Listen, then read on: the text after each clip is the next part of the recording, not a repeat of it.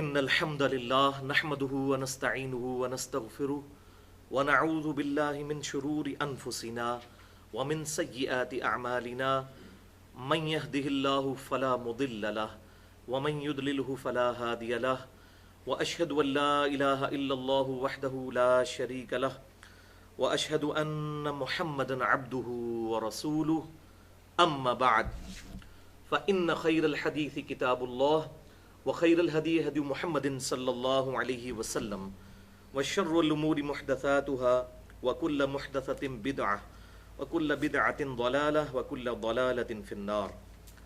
أعوذ بالله السميع العليم من الشيطان الرجيم من همزه ونفخه ونفثه.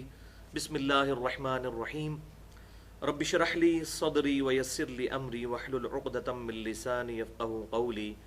بسم الله الرحمن الرحيم. ان اللہ وملائکتہ یصلون علی النبی یا ایہا الذین آمنوا صلوا علیہ وسلموا تسلیما. اللہم صل علی محمد وعلی آل محمد کما صلیت علی ابراہیم وعلی آل ابراہیم انک حمید مجید. اللہم بارک علی محمد وعلی آل محمد کما بارکت علی ابراہیم وعلی آل ابراہیم انک حمید مجید. آج 17 مئی 2014 کو ہفتے کے دن قرآن کلاس نمبر 130 میں انشاءاللہ تعالی ہم سورۃ الانفال کی آیت نمبر 55 سے شروع کریں گے. اعوذ باللہ السمیع العلیم من الشیطان الرجیم. بسم اللہ الرحمن الرحیم. ان شر الدواب عند اللہ الذین کفروا فہم لا یؤمنون. بے شک بدترین جانور اللہ کے نزدیک وہ لوگ ہیں جو جان بوجھ کر کفر اختیار کرتے ہیں اور ایمان نہیں لاتے. یہاں پر اللہ تبارک و تعالیٰ نے جو جان بوجھ کر حق سے اناد کرنے والے لوگ ہیں ان کو جانوروں کے ساتھ تشبیہ دی، بلکہ کہا کہ بدترین جانور، کیونکہ اپنی عقل، انٹلیکٹ جو اللہ تعالیٰ کی سب سے بڑی نعمتوں میں سے ایک نعمت ہے اس کو استعمال نہیں کرتے. اور یہ مضمون قرآن پاک میں کئی دفعہ ریپیٹ ہوا ہے کہ جو لوگ اپنی عقل کو، اپنے کانوں کو، اپنی آنکھوں کو استعمال نہیں کرتے وہ جانوروں سے بھی بدتر ہیں. کیونکہ جانور اگر برائی سے بچتا ہے یعنی اپنی حفاظت کرتا ہے کسی دشمن کے اگینسٹ تو وہ اپنی انسٹنکٹ اور جبلت کی وجہ سے کرتا ہے، عقل کی وجہ سے نہیں. عقل اللہ تعالیٰ نے انسانوں کو، جنوں کو اور فرشتوں کو دی ہے. سورۃ الاعراف میں بھی ہم یہ آیت پڑھ چکے ہیں کہ جو لوگ اپنے کانوں کو استعمال نہیں کرتے، اپنی آنکھوں کو استعمال نہیں کرتے، اپنے عقل کو استعمال نہیں کرتے، اولئک کالانعام بل ہم اضل، وہ تو چوپایوں کی مانند ہیں بلکہ ان سے بھی گئے گزرے. تو یہ قرآن پاک اس روئے ارض پہ وہ واحد کتاب ہے جو انسانیت کو توہمات سے بچا کر اپنی عقل کو استعمال کر کے حق بات تک پہنچنے کی ترغیب دلاتی ہے. تو اس ٹاپک پہ میں کئی دفعہ کافی ڈیٹیل کے ساتھ بول چکا ہوں، آج اس کی ڈیٹیل میں جانے کی ضرورت نہیں. یہاں پر اب پرٹیکولر یہودیوں کا ذکر ہو رہا ہے جنہوں نے بدعہدی کی آپ صلی اللہ علیہ وسلم کے ساتھ. کیونکہ میں نے پہلے بھی سورۃ الانفال کے تعارف میں بتایا تھا کہ آپ صلی اللہ علیہ وسلم نے 3 کام ہجرت کے بعد کیے تھے، امپورٹنٹ کام. پہلا کام یہ کہ آپ صلی اللہ علیہ وسلم نے ایک ایک انصار اور ایک ایک مہاجر کو آپس میں بھائی بھائی بنا دیا جسے مواخات کہتے ہیں. دوسرا یہ کہ آپ صلی اللہ علیہ وسلم نے ارد گرد کے جتنے قبائل تھے ان کے ساتھ معاہدے کر لیے کہ اگر قریش مکہ مدینہ پر حملہ آور ہوں تو ہمارا ساتھ دیا جائے یا ایٹ لیسٹ نیوٹرل رہا جائے. یہ آپ صلی اللہ علیہ وسلم نے دوسرا بڑا کام کیا.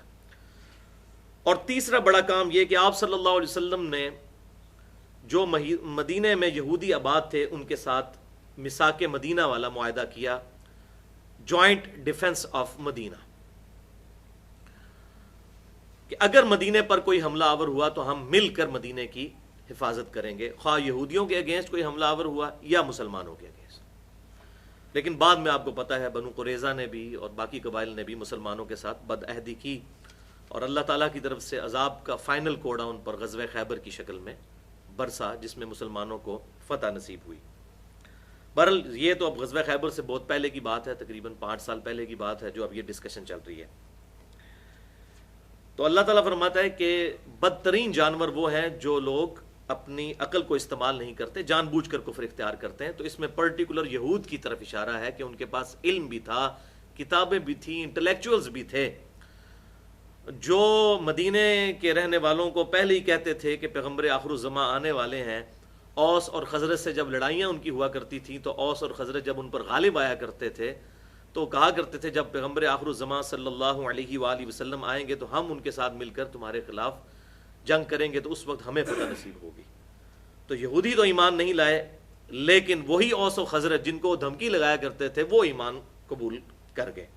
یہ اللہ تعالیٰ کی طرف سے ایسا انعام اوس و خزرج کو ملا۔ بہرحال تو اللہ تبارک و تعالیٰ ان کی ایک اور خرابی بتاتا ہے یہودیوں کی، الذین عاہدت منہم ثم ينقضون عہدہم فی کل مرہ۔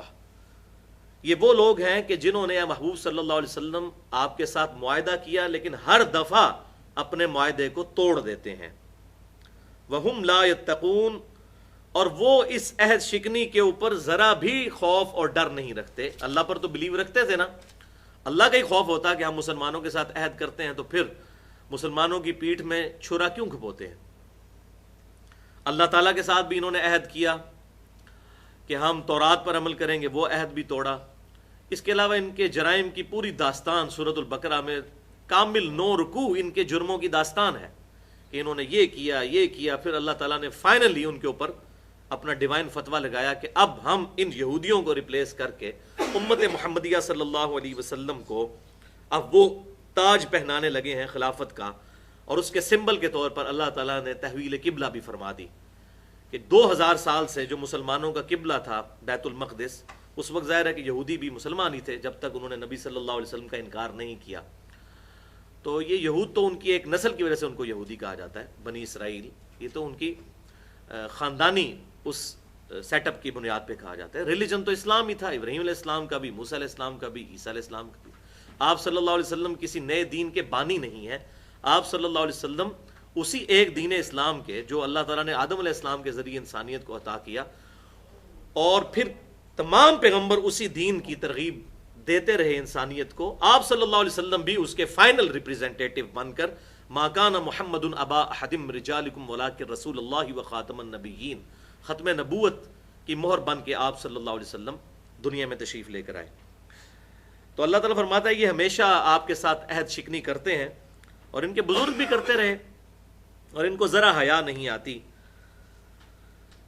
تو اب یہ غزوہ بدر کے فوراً متصلاً بعد یہ آیات نازل ہوئیں، اور یہودیوں کو ذرا امید نہیں تھی کہ مسلمان قریش مکہ پر غالب آ جائیں گے، کیونکہ قریش بڑی جنگجو قوم تھی، اور بعد میں دنیا نے دیکھ بھی لیا کہ دونوں سپر پاورز انہی قریشیوں نے گرائیں، چاہے وہ رومن امپائر ہو، چاہے وہ ایران کی امپائر ہو، جنگ قادسیہ ہو یا جنگ یرموک ہو، یہی قریش ٹف لوگ تھے، جنگجو لوگ، بس ان کے اندر یہی ایک بڑی خوبیوں میں سے کہ یہ لڑائی کرنے والے لوگ تھے۔ تو اب یہودیوں کو تو یہ ایکسپیکٹیشن ہی نہیں تھی کہ مسلمان ان قریشیوں پر غالب آ جائیں گے۔ تو پھر جب مسلمانوں نے ان کو شکست دی تو پھر یہودی جو ہیں وہ خام خواہ، جس طرح بعض لوگوں کو عادت ہوتی ہے جگت بازی کرنے کی، تو مسلمانوں کو کہا کرتے تھے کہ یہ تو قریشی تھے جن کو تم نے شکست دے دی، کبھی ہمارے ساتھ واسطہ پڑا تو پھر ہم تمہیں مزہ چکھائیں گے، یہ تو نہ مرد قسم کے لوگ تھے، ہم ہیں اصل میں جنگجو لوگ۔ تو اللہ تعالیٰ نے فرمایا کہ ان کو یہ خوشخبری بھی سنا دیں کہ ان کے ساتھ جو کچھ ہونے والا ہے وہ بھی فَإِمَّا تَثْقَفَنَّهُمْ فِي الْحَرْبِ، پس اے محبوب صلی اللہ علیہ وسلم جب کبھی آپ کو اللہ تعالیٰ موقع دے کہ آپ ان کو میدان جنگ میں پائیں، فَشَرِّدْ بِهِمْ مَنْ خَلْفَهُمْ لَعَلَّهُمْ يَذَّكَّرُونَ، تو ایسی عبرتناک سزا ان کو دیں کہ جو باقی بچ جانے والے ہیں ان کے لیے نصیحت ہو جائے۔ اور واقعی پھر نصیحت ہوئی غزوہ خیبر کی فارم میں، اللہ تبارک و تعالیٰ نے جو مسلمانوں کو یہودیوں پر فتح دی۔ اب اگلی آیت جو ہے بڑی امپورٹنٹ آیت ہے، سورۃ الانفال کی آیت نمبر 58۔ اس میں ایک بہت اہم قانون بیان ہو رہا ہے اسلامک پالیٹکس کا، کہ اسلام میں کس طریقے سے سیاسی نظام چلے گا، حکومتیں کس طرح اپنے ایشوز کو لے کر چلیں گی۔ اب یہ آگے جتنی آیات آگے آئیں گی متصلاً، ان میں 2-3 آیات بڑی اہم ہیں اس اعتبار سے۔ وَإِمَّا تَخَافَنَّ مِن قَوْمٍ خِيَانَةً، اور اے محبوب صلی اللہ علیہ وسلم، جب کبھی آپ کو کسی قوم سے اندیشہ ہو کہ وہ آپ کے ساتھ خیانت کریں گے، یعنی عہد کی پاسداری نہیں کریں گے، فَانبِذْ إِلَيْهِمْ عَلَى سَوَاءٍ، تو ان کا عہد آپ ان کی طرف پھینک دیجئے۔ یعنی آپ کو اگر یقین ہے کہ یہ خیانت کریں گے تو ایسے لوگوں کے ساتھ ڈکلیئر کر لیں کہ ہم آپ کے ساتھ یہ عہد نہیں نبھا سکتے، لیکن یہ ہو ڈکلیئر اوپنلی، چھپ چھپا کے نہیں، گوریلا وار نہیں، بلکہ اوپنلی کہا جائے کہ بھئی ہم آپ کے ساتھ یہ معاملات نہیں چلا سکتے۔ ان اللہ لا يحب الخائنین، بے شک اللہ تبارک و تعالی خیانت کرنے والوں کو دوست نہیں رکھتا۔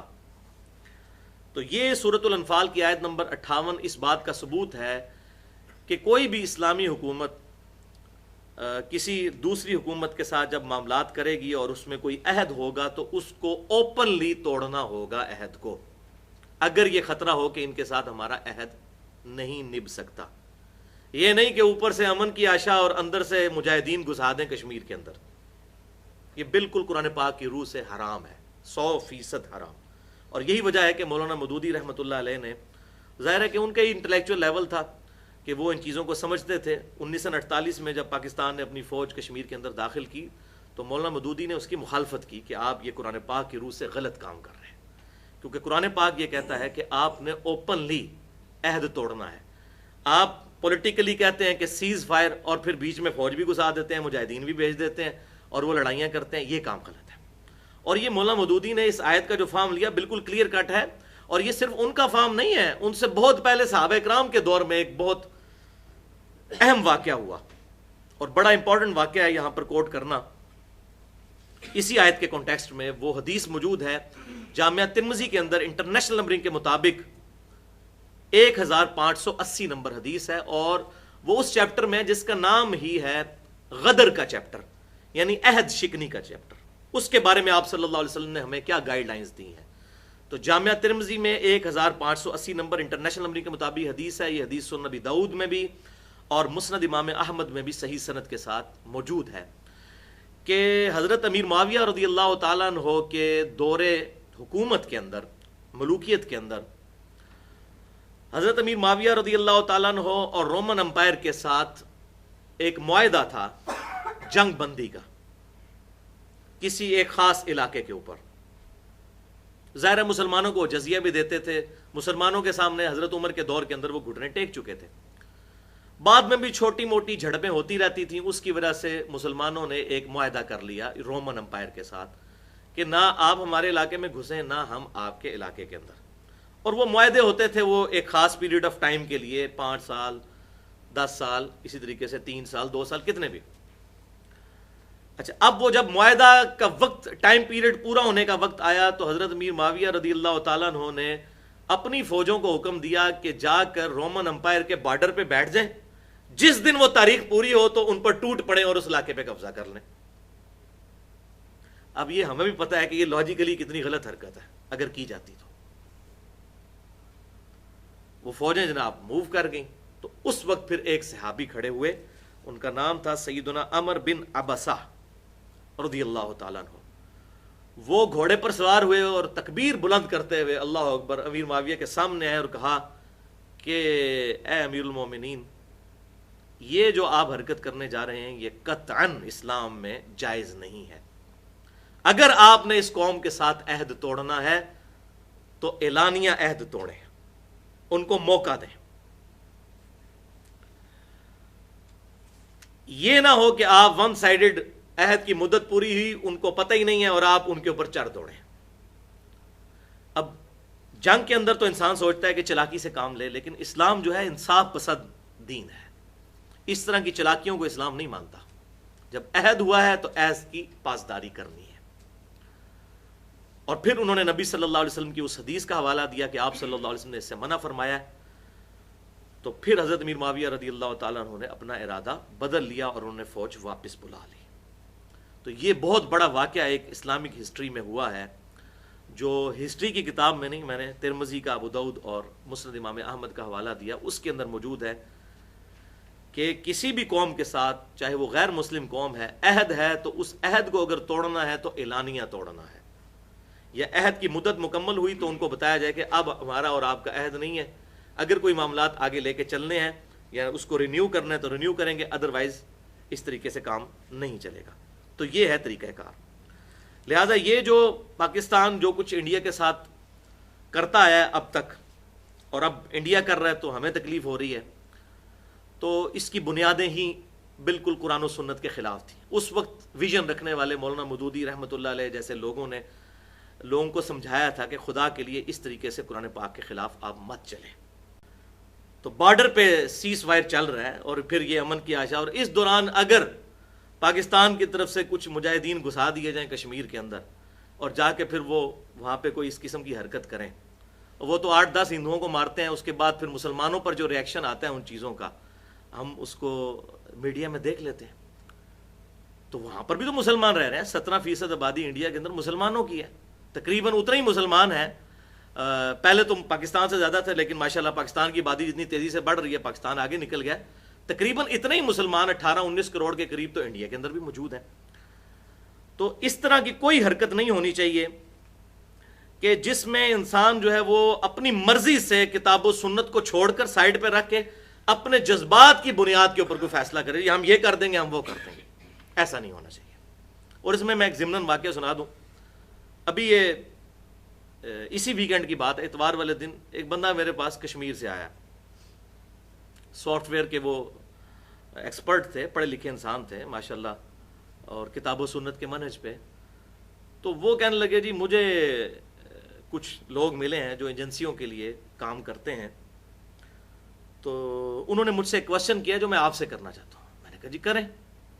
تو کہنے لگے کہ جی یہ بتائیے، اگر ایک طرف محب الوطنی ہو اور ایک طرف اسلام ہو تو کس چیز کو چوائس کرنا چاہیے؟ تو میں نے کہا یہ کوئی مسلمان تو کوشچن نہیں کر سکتا، کوئی غیر مسلم ہی محب الوطن کر سکتا ہے. مسلمان کو تو پتہ ہے اللہ از دا ٹاپ پرائورٹی، مسلمان محب الوطن تو ایسی بات نہیں کر سکتا. تو میں نے اس کو کہا کہ یہ اس کی ایگزامپل دیں، آپ تھیوریٹیکل بات نہ کریں. ہو سکتا ہے جس کو آپ محب الوطنی سمجھ رہے ہو وہ بھی محب الوطنی نہ ہو، بلکہ وہ وطن کے ساتھ دشمنی ہی ہو، آپ اس کو محب الوطنی سمجھ رہے ہو، اور ہوا ایسے ہی. وہ کہنے لگا جی ہمیں پتہ چل جائے جی فلاں بندہ جو ہے وہ ملک کے ساتھ غداری کر رہا ہے، اب ہم اسے اگر عدالت میں لے کے جاتے ہیں تو عدالت سے ضمانت ہو جاتی ہے، کیونکہ ہمارے پاس اتنا پروف نہیں ہوتا کہ ہم وہ ثابت کر سکیں. تو محب الوطن کیڑی سائڈ دے ہو تسی، پروف نہیں تہاڈے کول ہوندا. اس دور دے اندر جب ویڈیو کیمرے موجود ہیں، پروف اکٹھا کریں. اسلام اس چیز کی اجازت دیتا ہے کہ بغیر پروف کے کسی کے اوپر کوئی ایکٹیویٹی پرفارم کر دی جائے، عدالت کے بغیر، ماورائے عدالت قتل. میرے باپ کا قاتل بھی میرے سامنے آ جائے، میں نے ویڈیو بھی بنائی ہو، تب بھی میں اس کو قتل نہیں کر سکتا بغیر عدالت کے.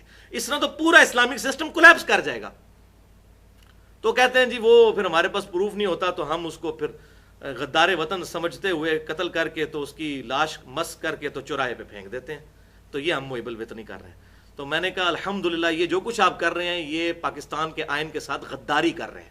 یہ محب الوطنی بھی نہیں ہے، اسلام کے ساتھ تو ہے غداری، یہ پاکستان کے آئین کے ساتھ بھی غداری ہے. پاکستان کے آئین کے اندر ہر پاکستانی کو، اس ملک میں رہنے والے بندے کو یہ رائٹ حاصل ہے کہ اگر اس کے خلاف کوئی معاملہ ایسا ہوتا ہے تو عدالت میں لے کے جایا جائے گا، انصاف کے ذریعے ہونا.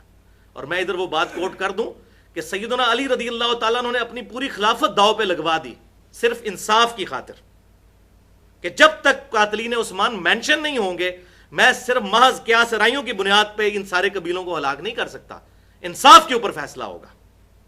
ورنہ اگر وہ امیر معاویہ کے ان مشوروں کے ساتھ کمپرومائز کر کے دنیاوی طور پہ 2 نمبری کر جاتے تو حکومت ہو سکتا ہے ان کی اور 20-25 سال چلتی. لیکن اللہ کو کیا جواب دیتے تھے آ کے حضرت علی رضی اللہ تعالیٰ عنہ؟ تو انہوں نے انصاف کے ساتھ معاملہ چلایا.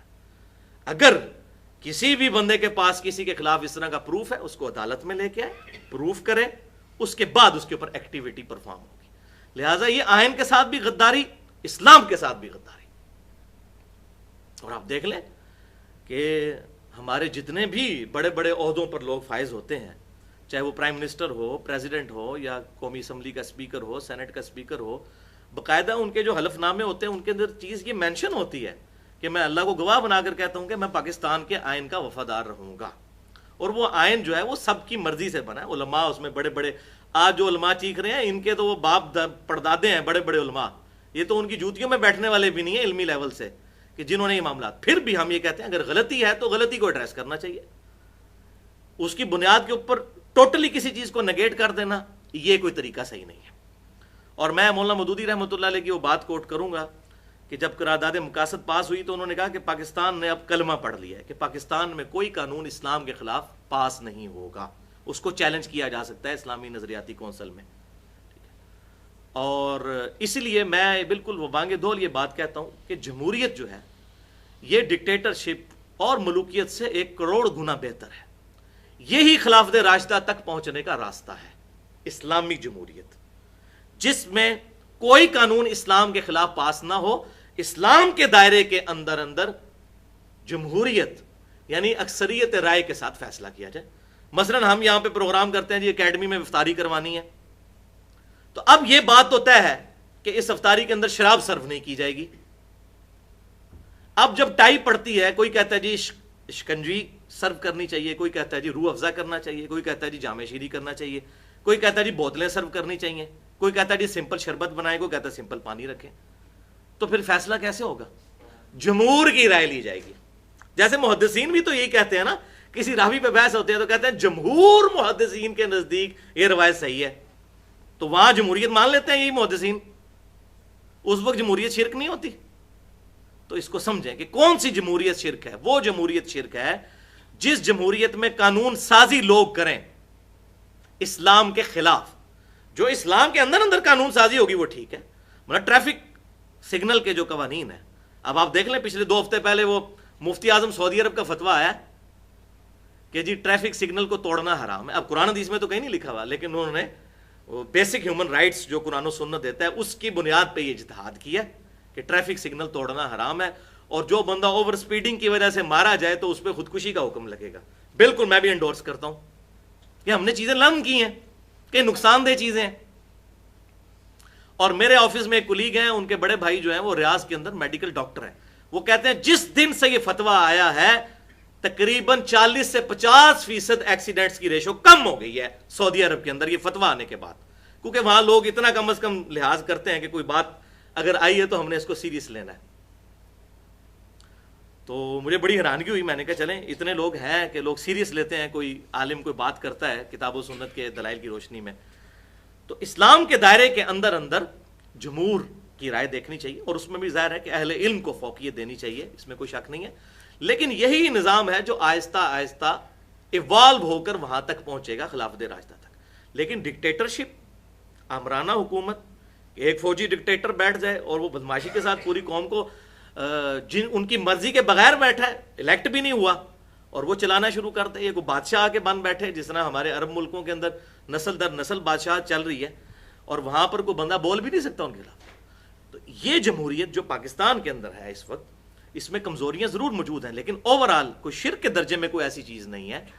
اس کے اندر امپروومنٹ آ سکتی ہے، اور یہ اسی جمہوریت کی تو برکت ہے.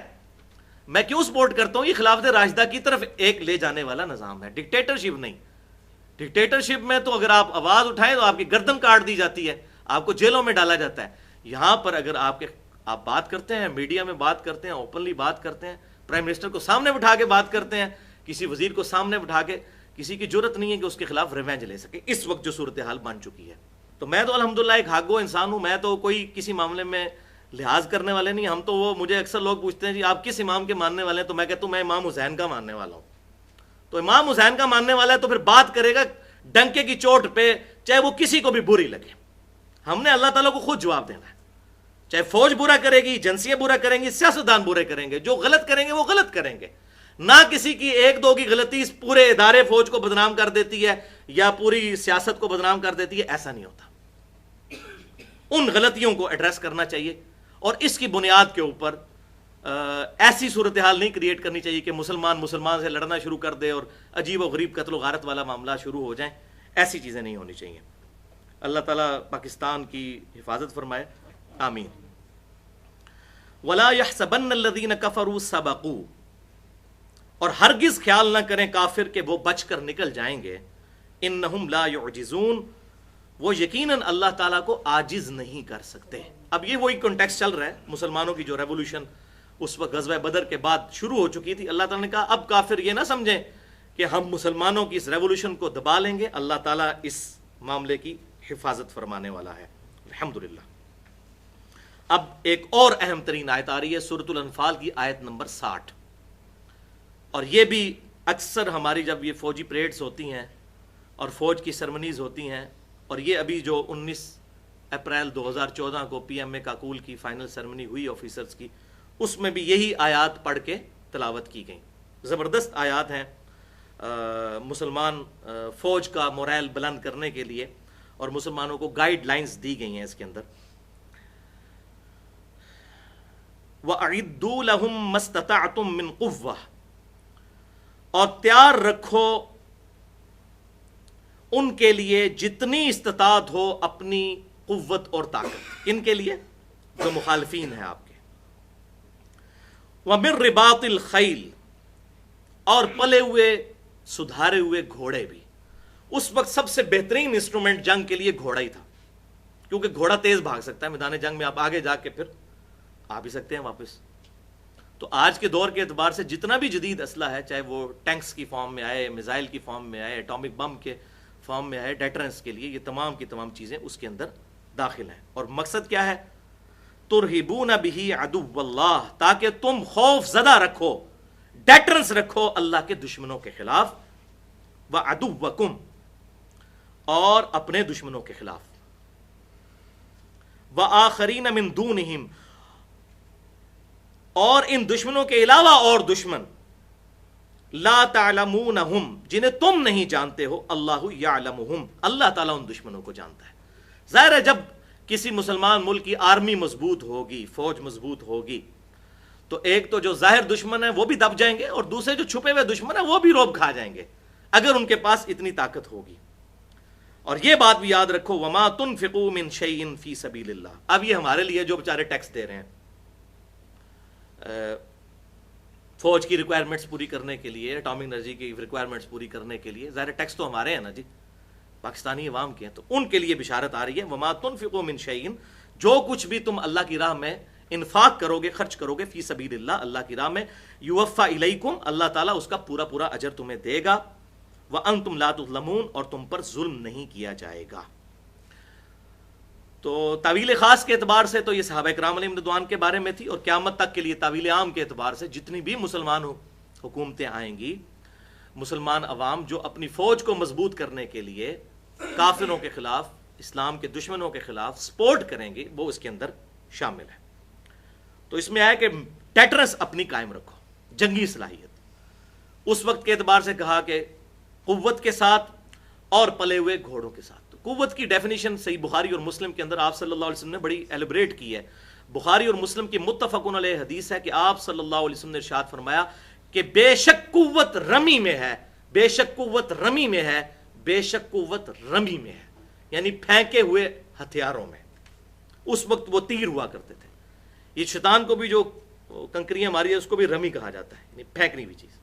اور یہ الحمدللہ آپ صلی اللہ علیہ وسلم کا ایسا یونیورسل فرمان ہے کہ اس وقت آج کے ماڈرن دور کے اندر بھی یہ بات مانی جاتی ہے کہ قوت جو ہے وہ رمی کے اندر ہے، پھینکے ہوئے ہتھیاروں میں۔ یہی وجہ ہے کہ پاکستان نے پھر اپنا میزائل پروگرام 1992-3 کے اندر شروع کیا، اور الحمدللہ اس وقت لیڈنگ پاکستان اس حوالے سے ہے پوری دنیا کے اندر 8-10 ملکوں میں۔ تو کیونکہ پاکستان کے پاس جو اٹامک پاور ہے یہ پوری امت کی امانت ہے، صرف پاکستان کی نہیں۔ اللہ تعالیٰ نے اتنی بڑی قوت ایک اسلامی حکومت کو دی، اور اس میں بھی الحمدللہ ان لوگوں کی قربانیاں ہیں کہ جن لوگوں نے محنت کے ساتھ ان چیزوں کو اسٹیبلش کیا، اور فوج کی اس حوالے سے اس میں کنٹریبیوشن ہے سیکیورٹی کے پوائنٹ آف ویو سے۔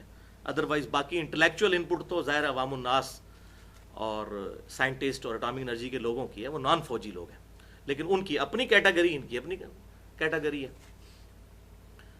تو یہ پوری امت کا ایک سمجھ لیں کہ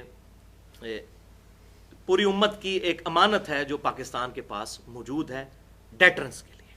لیکن یہ ایٹامک بم بغیر میزائل سسٹم کے کسی کام کا نہیں، کیونکہ ایٹم بم آپ نے اپنے ملک کے اندر تو پھینکنا نہیں ہے، دوسرے ملک میں پھینکنا ہے تو اس کے لیے پھر رمی چاہیے، پھینکے ہوئے ہتھیار. اس کے لیے پھر پاکستان نے میزائل پروگرام شروع کیا.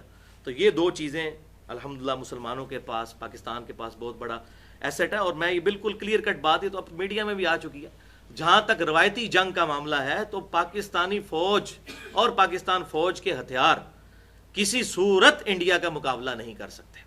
یہ حقیقت بات ہے. ان کی اکانومی بہت بوسٹ کر چکی ہے، ان کے معاملات بہت آگے ہم سے جا چکے ہیں.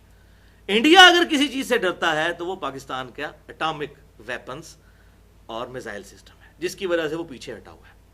آپ کو یاد ہوگا 2002 کے اندر جب مشرف تھا، اس دور کے اندر انڈیا نے اپنی فوجیں لا کے بالکل پاکستان کے بارڈر پہ بٹھا دی تھی، 1 لاکھ کے قریب فوج، اور پیچھے جانے کے لیے تیار ہی نہیں ہو رہا تھا، خام کھائی. اور جب بدماش ہوتا ہے کوئی تو وہ پھر اس کا دل کرتا ہے اگلے کو، کمزور بندے کو دبائے. تو اسی وقت 25 مئی 2002 کو پاکستان نے جب غوری میزائل کا ٹیسٹ کیا تو اس کے فوراً بعد انڈیا نے ڈیسیژن کیا جی اب ہم پیچھے جائیں گے، کیونکہ پاکستان نے تو بالکل کلیئر کٹ ڈیسیژن کر دیا کہ بھائی ہم کنونشنل وار ہیڈ میں تو آپ کا مقابلہ کر ہی نہیں سکتے، سیدھی سی بات ہے. تو ہم خود تو مریں گے تو آپ کو بھی نہیں چھوڑیں گے، ہم تو ڈوبے ہیں صنم، تمہیں بھی لے ڈوبیں گے. ان کا ہمارے پاس تو کوئی نہیں چاہ رہا، ہم نے تو 2-4 دن جنگ لڑنی ہے، اس کے بعد اگر ہمیں نظر آیا کہ آپ لوگ ہم پہ غالب ہیں تو ہم نے سیدھا ایٹم بم آپ کے اوپر پھینک دینا ہے. تو یہ ڈیٹرنس کی وجہ سے آج مسلمانوں کی اس پاکستان ملک کی دھاک اس کے اوپر بیٹھی ہوئی ہے، ادروائز تو انڈیا کسی وقت چڑھ دوڑے. تو یہی بات ہے. اور یہ الحمدللہ پاکستانی فوج بھی یہ بات ریکگنائز کرتی ہے کہ ایٹامک انرجی کے اداروں کی جو خدمات ہیں وہ اس حوالے سے بہت یونیک ہیں، اور وہی اصل میں ڈیٹرنس ہے الحمدللہ. تو یہ میں نے بھی رمی کے حوالے سے بھی چیزیں یہاں پر کلیئر کر دیں. اب اگلی آیت ایک اور اہم ترین آیت آ رہی ہے، ایک اور فلسفے کے پوائنٹ آف ویو سے، سورۃ الانفال کی آیت نمبر 61. آپ دیکھ لیجئے، آج 3 مختلف ٹاپکس آئے، بڑے امپورٹنٹ ٹاپک. اب یہ آیت نمبر 61، وَإِن جَنَحُوا لِلسَّلْمِ فَاجْنَحْ لَهَا وَتَوَكَّلْ عَلَى اللَّهِ. اور اگر کافر مائل ہوں اس بات کے اوپر کہ وہ آپ کے ساتھ صلح کریں تو آپ بھی پھر صلح کی طرف آگے بڑھیں اور اللہ پر توکل رکھیں. یعنی اگر کسی قوم کے ساتھ آپ کی جنگ مسلسل جاری ہے اور اب وہ کافر چاہتے ہیں کہ آپ کے ساتھ صلح کر لیں، ایون عین میدان جنگ میں بھی، تو آپ صلی اللہ علیہ وسلم کو حکم دیا گیا کہ آپ پھر صلح کریں. اور اس کی نمائندہ مثال جو ہے وہ صلح حدیبیہ ہے. مسلمان پاورفل تھے، 10,000 کے صحابہ کی فوج تھی، کافروں کو نظر آیا تو اب ہم رگڑ دیں گے ہمیں، انہوں نے کہا کہ ہم معاہدہ کرنے کے لیے تیار ہیں، اور ون سائیڈڈ انہوں نے صلح کی آفر کی. آپ صلی اللہ علیہ وسلم نے قبول کر لی، اگرچہ اکثر صحابہ کرام اس صلح کے حق میں نہیں تھے، لیکن بعد میں ثابت ہوا کہ آپ صلی اللہ علیہ وسلم کی اسٹریٹجی کامیاب ہوئی الحمدللہ. تو یہ کہا جا رہا ہے آپ صلی اللہ علیہ وسلم کو کہ اگر کافر صلح پر آمادہ ہوں تو آپ بھی صلح کرنے کے لیے تیار ہو جائیں. لہٰذا ہم اسی لیے یہ سپورٹ کرتے ہیں کہ اگر انڈیا یا پاکستان کے ایسے تعلقات بنتے ہیں، اب اللہ خیر کرے ایک اور جذباتی قسم کا پرائم منسٹر ان کا وہ نریندر مودی جو ہے وہ سلیکٹ ہو گیا ہے، پتہ نہیں آگے کیا کرتا ہے. بہرحال اگر یہ لوگ امن کی طرف جاتے ہیں تو قرآن کی روح سے ہمیں امن ہی کی طرف جانا چاہیے. اسلام تو ہے ہی پیس ہے، اسلام کا مطلب ہی کیا ہے؟ پیس، امن. تو میدان جنگ میں بھی اگر کوئی صلح آفر کرے تو اس کو صلح کو قبول کرو. تو آپ صلی اللہ علیہ وسلم نے نمائندہ مثال اپنی زندگی میں قائم کی صلح حدیبیہ کی فارم میں. انہ هو السمیع العلیم، بے شک وہ سننے والا ہے اور جاننے والا ہے. اور ساتھ ہی بھی فرما دیا وَإِن يُرِيدُوا أَن يَخْدَعُوكَ، اور اگر آپ کو یہ لگے کہ وہ آپ کے ساتھ دھوکہ کریں گے، یعنی یہ جو صلح کی ہے دھوکے پر مبنی ہے، فَإِنَّ حَسْبَكَ اللَّهُ، تو بے شک اللہ تعالیٰ آپ کے لیے کافی ہے. یعنی محض تخمینوں کی بنیاد پہ آپ صلح سے پیچھے نہ ہٹیں، اللہ پر توکل کریں، صلح کر لیں، ایک بار ان کو ننگا ہونے دیں، پھر دیکھی جائے گی. اور یہی ہوا، صلح حدیبیہ میں کفار مکہ کی طرف سے وہ معاہدہ ٹوٹا، اور پھر ابو سفیان دوبارہ معاہدہ کرنے کے لیے آیا تو آپ صلی اللہ علیہ وسلم نے کہا کہ نہیں، اب میں معاہدہ نہیں کروں گا. تو اللہ تعالیٰ فرما رہا ہے اگر یہ ڈر کے بھی صلح کر رہے ہیں کسی بھی معاملے میں، صلح کر لو. اسلام امن کو پسند کرتا ہے. هو الذی ایدک بنصرہ وبالمؤمنین، اور وہی اللہ ہے جس نے محبوب صلی اللہ علیہ وسلم آپ کی مدد فرمائی ہے اپنی خاص تائید سے، اور مومنین کے ذریعے صحابہ کرام جیسے جانثار لوگ آپ کے ساتھ اٹیچ کر دیے ہیں، جو آپ کے آنکھ کے اشارے کے اوپر اپنی جان دینے کے لیے قربان ہے۔ یہ اللہ تعالیٰ کے تو کرم ہے کہ آپ کو اتنے مخلص ساتھی عطا فرمائے ہیں۔ تو صلح حدیبیہ ایک نمائندہ مثال ہو گئی۔ دوسری نمائندہ مثال جو ہے وہ سیدنا علی رضی اللہ تعالیٰ عنہ کے دور کے اندر، جب حضرت امیر معاویہ رضی اللہ تعالیٰ عنہ کے ساتھ ان کا کنفلکٹ وہ چل رہا تھا، اس میں تحکیم کے مسئلے میں سیدنا علی رضی اللہ تعالیٰ عنہ نے صلح حدیبیہ کا ہی سہارا لیا تھا۔ جب حضرت امیر معاویہ نے دیکھا کہ وہ جنگ ہار رہے ہیں، جنگ صفین، تو انہوں نے پھر وہ عمر بن عاص کے مشورے سے قرآن پاک نیزوں پہ اٹھا لیے، پھر کہا جی میں صلح کرنے کے لیے تیار ہوں۔ اب حضرت علی کو ون سائیڈڈ نظر آ رہا تھا کہ یہ تو اب معاملہ ختم ہونے والا ہے، لیکن پھر بھی انہوں نے صلح کر لی قرآن پاک کی اس آیت کو پورا کرنے کے لیے۔ اور تیسری مثال حضرت حسن کی صلح ہے، وہ بھی میدان جنگ کے اندر ہی امیر معاویہ نے صلح کی آفر کر دی حضرت حسن رضی اللہ تعالیٰ عنہ کو، تو حضرت حسن نے پھر اس صلح کو قبول کر لیا، اگرچہ حضرت حسن کے ساتھی بڑے ناراض ہوئے۔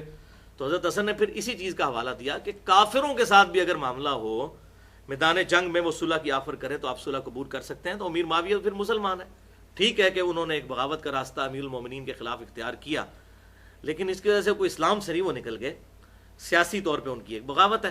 تو اب وہ صلح کرنا چاہتے ہیں، تو پھر سیدنا حسن رضی اللہ تعالیٰ عنہ نے صلح کو ایکسیپٹ کر لیا، اور اس کی بشارت صحیح بخاری میں موجود تھی حضرت حسن والے چیپٹر میں کہ آپ صلی اللہ علیہ وسلم نے سیدنا حسن کو اپنی گود میں اٹھایا ہوا اور فرمایا کہ میرا یہ بیٹا سید ہے، اس کی وجہ سے مسلمانوں کے دو گروہوں میں اللہ تعالیٰ صلح کروا دے گا، اس کی وجہ سے، امیر معاویہ کی وجہ سے نہیں، حسن ابن علی کی وجہ سے۔ اور ظاہر ہے کیونکہ انہوں نے ہی اپنی پوسٹ چھوڑی تھی، قربانی حسن ابن علی رضی اللہ تعالیٰ عنہ نے کی۔ پہلے اس حوالے سے یہ ساری جو اسلام کی ہسٹری میں ایک بڑا ان ریزالوڈ ایشو بنا کے بعض لوگ پیش کرتے ہیں، اس میں میں نے 2 ریسرچ پیپر لکھے ہیں۔ ریسرچ پیپر نمبر 5A رافضیت، ناسبیت اور یزیدیت کا تحقیقی جائزہ، اور ریسرچ پیپر نمبر 5B واقعہ کربلا کی اسلامی تاریخ 50 صحیح الاسناد احادیث کی روشنی میں۔ دونوں یہ تقریباً 3 MB کی فائل ہیں، اہل سنت پاک.com پر مفت ڈاؤن لوڈ کر سکتے ہیں۔ ہم ریسرچ پیپرز یہاں لوگوں کو فری دیتے بھی ہیں، جس کو شوق ہو تو وہ اس کو پڑھ سکتا ہے۔ بہرحال اس کی بنیاد وہ یہی آیت ہے کہ اگر کافر یا آپ کے مخالفین آمادہ ہو جائیں اس بات کے اوپر کہ وہ صلح کرنا چاہتے ہیں، تو آپ ان کی صلح کی آفر کو قبول کریں اور صلح کی طرف جائیں۔ اس کے بعد آپ صلی اللہ علیہ وسلم کو ساتھ کہا گیا کہ آپ پھر اس کی ٹینشن بھی نہ لیں، اللہ تعالیٰ آپ کے لیے کافی ہے۔ دیکھیں اس نے آپ کی مدد فرمائی ہے اپنی طرف سے، خاص فرشتے نازل فرما کے، اور صحابہ کرام علیہم رضوان جیسے مخلص لوگ آپ کے ساتھ اٹیچ کر دیے ہیں۔ وَأَلَّفَ بَيْنَ قُلُوبِهِمْ، اور یہ صحابہ ایسے ہیں کہ ان کے دلوں میں پھر محبت ڈال دی ہے اوس اور خزرج کے اندر۔ یہ پرٹیکولر اوس اور خزرج کا، انصار مدینہ کا ذکر آ رہا ہے، کیونکہ اوس اور خزرج اسلام سے پہلے آپس میں ہمیشہ لڑتے رہتے تھے، اور سینکڑوں لوگ ایک دوسرے کی طرف سے قتل ہو چکے تھے۔ اسلام آنے کے بعد وہ آپس میں بھائی بھائی بن گئے اسلام کے رشتے سے، اور وہی اللہ تعالیٰ اپنا احسان فرما رہا ہے کہ اللہ تعالیٰ نے ان کے درمیان، ان کے دلوں کے درمیان الفت پیدا کر دی۔ لو انفقت ما فی الارض جمیعا، اور اے نبی صلی اللہ علیہ وسلم آپ پوری دنیا کی بھی دولت خرچ کر دیتے کہ ان دو قبائل کے درمیان محبت پیدا کر سکیں، تو آپ نہیں کر سکتے تھے، پیسے کے ساتھ نہیں محبت پیدا ہوتی۔ ما الفت بین قلوبہم، کبھی آپ ان کے درمیان محبت نہیں پیدا کر سکتے تھے۔ ولکن اللہ الف بینہم، بلکہ اللہ ہے جس نے ان کے دلوں میں محبت پیدا کر دی۔ اسلام کے ذریعے وہ جو آپس میں کئی سالوں سے دشمن تھے اوس اور خزرج، ان کو آپس میں بھائی بھائی بنا دیا، الحمدللہ۔ انہ عزیز حکیم، بے شک اللہ تعالیٰ غالب ہے اور حکمت والا ہے۔ یا ایہا النبی حسبک اللہ، اے اللہ کے نبی صلی اللہ علیہ وسلم، اللہ آپ کے لیے کافی ہے۔ وَمَنِ اتَّبَعَكَ مِنَ الْمُؤْمِنِينَ، اور اللہ ان تمام مومنین کے لیے کافی ہے جو آپ کی سچی اتباع کرنے والے ہیں، چاہے وہ صحابہ اکرام ہوں یا قیامت تک آنے والے آخری مسلمان تک، جو سچی اتباع کریں گے اللہ تعالیٰ آپ کے ساتھ ہے۔ اسی کو ڈاکٹر اقبال نے وہ جواب شکوہ میں کہا ہے کہ محمد سے وفا تو نے تو ہم تیرے ہیں، یہ جہاں چیز ہے کیا لوح و قلم تیرے ہیں۔ یہ شعر مجھے اس لیے یاد آیا کہ مجھے پرسوں ایک بندے کا فون آیا کہ جی ایک مولوی صاحب نے فتویٰ دیا ہے کہ یہ شرکیہ شعر ہے کہ لوح و قلم اللہ تعالیٰ بندوں کے ہاتھ میں کر دے گا۔ تو میں نے کہا اس مولوی کو اپنے دماغ کا علاج کرائے، خدا کے لیے پہلے اردو سیکھے اور تھوڑا اپنا انٹلیکچوئل لیول تھوڑا ریز کرے۔ ظاہر ہے کہ یہ مطلب جن اسکولوں میں بیچارے پڑھ نہیں سکتے تو ان کو مدرسوں میں داخل کروایا جاتا ہے، انٹلیکچوئل لیول تو اتنا نہیں ہوتا الا ماشاء اللہ. تو یہ تو اللہ تعالیٰ کی طرف سے ہے کہ محمد سے وفا تو نے تو ہم تیرے ہیں. یعنی اگر آپ نے نبی صلی اللہ علیہ وسلم کے ساتھ، اے امت محمدیہ صلی اللہ علیہ وسلم، وفا کی تو ہم تمہارے ساتھ ہیں. جب اللہ کسی کے ساتھ ہوتا ہے تو کیا ہوتا ہے؟ وہ صحیح بخاری میں آپ دیکھ لیں، میں اس کے ہاتھ بن جاتا ہوں، میں اس کے پاؤں بن جاتا ہوں. اور پھر اس کے ساتھ ہی فرمایا کہ جب مجھ سے دعا کرتا ہے میں دعا قبول کرتا ہوں.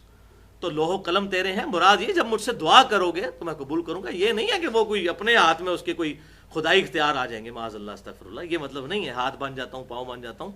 اس کے بعد یہ ہے کہ جب پھر دشمن کے اگینسٹ مجھ سے پناہ مانگتا ہے میں اس کو عطا کرتا ہوں، دعا کرتا ہے تو قبول کرتا ہوں. اگر وہ خود ہاتھ پاؤں بن چکا ہے تو اس کو پھر پناہ مانگنے کی کیا ضرورت ہے؟ ہاتھ بن جاتا ہوں، پاؤں بن جاتا ہوں، آنکھیں بن جاتا ہوں. اس سے مراد یہ ہے کہ پھر وہ ان صلاتی و نسکی و محیای و مماتی للہ رب العالمین، اس بندے کا اوڑھنا بچھونا سب کچھ اللہ کے لیے ہو جاتا ہے. وہ مخلص ہو جاتا ہے اپنے رب کے ساتھ، تو اللہ تعالیٰ اس کے رسپانس میں اس کے ساتھ ایسا معاملہ کرتا ہے. ورنہ یہ تو سب لوگ مانتے ہیں کہ معاذ اللہ استغفر اللہ، کو یہ کہہ سکتا ہے کہ جی فلاں بزرگ کا ہاتھ اللہ تعالیٰ بن گیا تھا. تو یہ ایک محاورتاً بات ہو رہی ہے کہ اس کا ہاتھ پھر اٹھتا ہے تو اللہ کی فرما برداری میں، اس کی آنکھ اگر اٹھتی ہے تو اللہ کی فرما برداری میں، اس کے پاؤں اگر اٹھتے ہیں تو اللہ کی فرما برداری میں.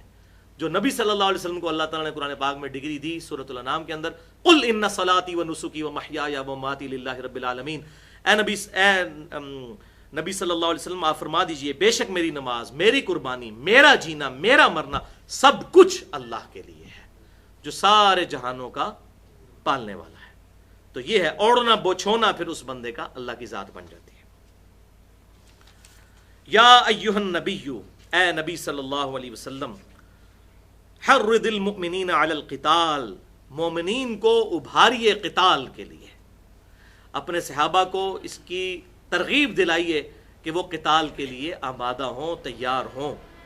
اب اس حوالے سے تو گفتگو کی جائے اللہ کے لیے میدان جنگ میں اترنے کے کیا فضائل ہیں. کوئی شخص اپنی جان پیش کرنے کے لیے آ جائے تو میں تو اکثر کہتا ہوں کہ مینوئل کانٹ کی فلسفی میں جو سمم بونم کی اصطلاح ہے کہ ہائیسٹ گڈ آف اے فلسفی از نون ایز سمم بونم، تو اسلام کا سمم بونم ہائیسٹ گڈ ہے قتال. کہ کوئی شخص اپنی جان لے کر میدان جنگ میں اپنے دین کے لیے، اپنے رب کو خوش کرنے کے لیے اور اپنے دین کی حقانیت کے لیے کافروں کے خلاف آ جائے، بشرطے کہ وہ صحیح قواعد اور ضوابط کے مطابق ہو، ہر درمی پر مبنی نہ ہو. تو اس حوالے سے میں نے قتال کی اہمیت پہ گفتگو کی ہے، مسئلہ نمبر 25 کے نام سے، قتال کی اہمیت اور کلمہ گو مسلمانوں کی تکفیر کی مذمت. کیونکہ بعض لوگ آج ان قتال کی آیات کو لے کے جو پرٹیکولر صحابہ کرام علیہم رضوان کے دور میں اس خاص سرکمسٹانسز میں تھی جب کوئی دوسری رائے نہیں تھی، کیونکہ اللہ تعالیٰ وحی کے ذریعے نبی صلی اللہ علیہ وسلم کو آگاہ کرتا تھا. آج بہرحال ہم میں کوئی نبی تو موجود نہیں ہے، علماء کی ذاتی آراء ہی ہو سکتی ہیں، اس میں اختلاف رائے ہو سکتا ہے، لیکن اس بنیاد پہ کہ ان آیات کی بنیاد پہ آج کے مسلمانوں پر کوئی منافقت کا یا فتویٰ لگا دے گی یہ قتال کے منکر ہیں اور اس طریقے سے علماء کی توہین کرنا شروع کر دے، تو یہ بات بھی غلط ہے. اپنے اختلاف کو علمی طریقے سے واضح کریں. پرٹیکولر اگر کہیں فتویٰ لگ سکتا ہے تو وہ اللہ تعالیٰ اور اس کا رسول اللہ کے بتانے سے عز و جل و صلی اللہ علیہ وسلم کسی کے بارے میں کوئی منافقت کا فتویٰ لگا سکتے ہیں. ہم لوگ یہ اختیار نہیں رکھتے.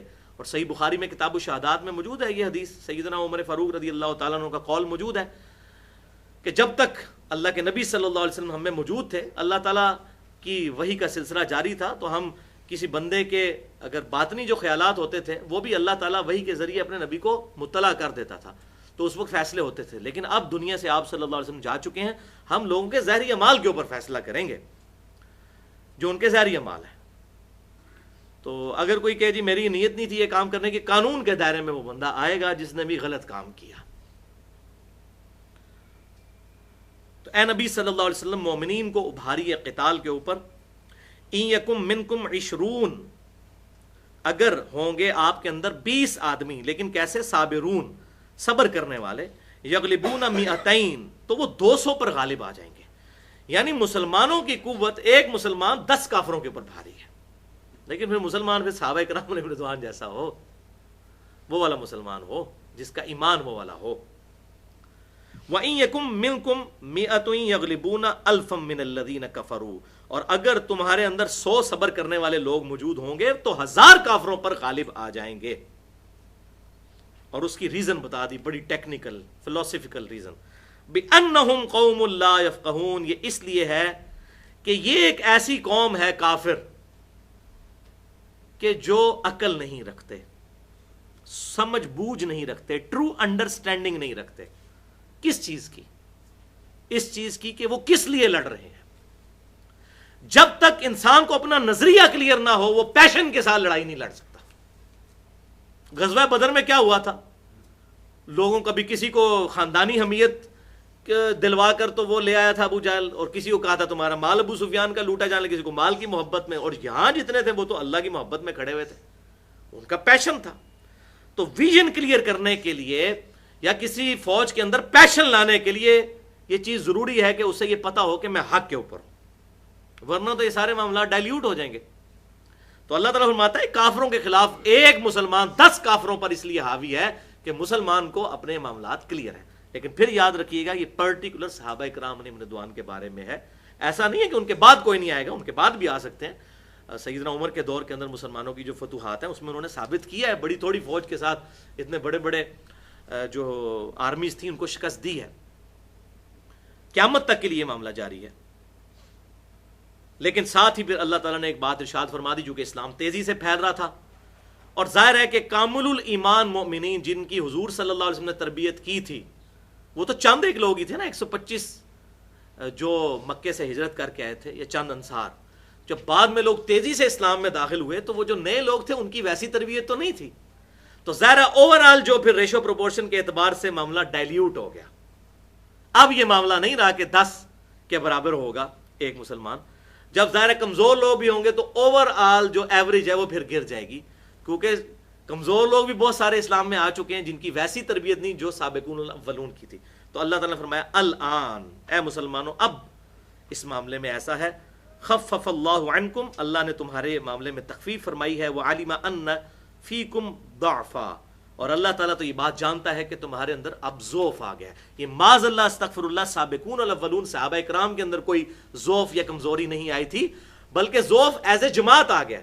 ایک جماعت میں 100 ڈٹرمنٹ لوگ ہیں، اب اس میں 800 یا 900 اور لوگ شامل ہو جاتے ہیں جن کا ایمان اس لیول کا نہیں ہے، تو اوورآل اس 1000 کی ریشو پروپورشن تو گر جائے گی طاقت کے حوالے سے، کیونکہ اس میں جو لڑنے والے جو اپنا پیشن کے اعتبار سے لوگ ہیں وہ تو وہ 100 لوگ ہیں۔ تو اب اللہ تعالیٰ نے تمہارے اندر ضعف محسوس کیا ہے ایز اے جماعت، فَإِن يَكُن مِّنكُم مِّئَةٌ صَابِرَةٌ يَغْلِبُوا مِئَتَيْن، اب تمہارے اندر اگر 100 صبر کرنے والے ہوں گے تو وہ 200 کافروں پر غالب آئیں گے، یعنی ایک مسلمان 2 کافروں کے، یہ اوورآل ریشو پروپورشن کے اعتبار سے۔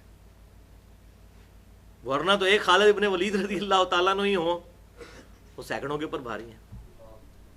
دیکھ لیں رومن امپائر کے ساتھ کیا کیا انہوں نے، اسی طریقے سے قعقاع رضی اللہ تعالیٰ عنہ، تو سیدنا ابو بکر صدیق رضی اللہ تعالیٰ عنہ نے جب خالد ابن ولید کو خط لکھا کہ میں قعقاع کو بھیج رہا ہوں، تو کہا کہ میں اس شخص کو بھیج رہا ہوں جو 1000 لوگوں پر بھاری ہے۔ اور آپ دیکھ لیں انہوں نے کیسی فتوحات کی، اور وہ سارے خلفائے راشدین کے ساتھ رہے، ایون سیدنا علی رضی اللہ تعالیٰ عنہ کی فوج میں بھی قعقاع شامل تھے، اور انہی کی وجہ سے چند ایک بڑے جرنیلوں میں سے تھے جن کی وجہ سے جنگ جمل اور جنگ صفین میں حضرت علی کو کامیابی حاصل ہوئی۔ تو اب ایسے لوگ بھی موجود تھے لیکن سارے اس لیول کے نہیں تھے۔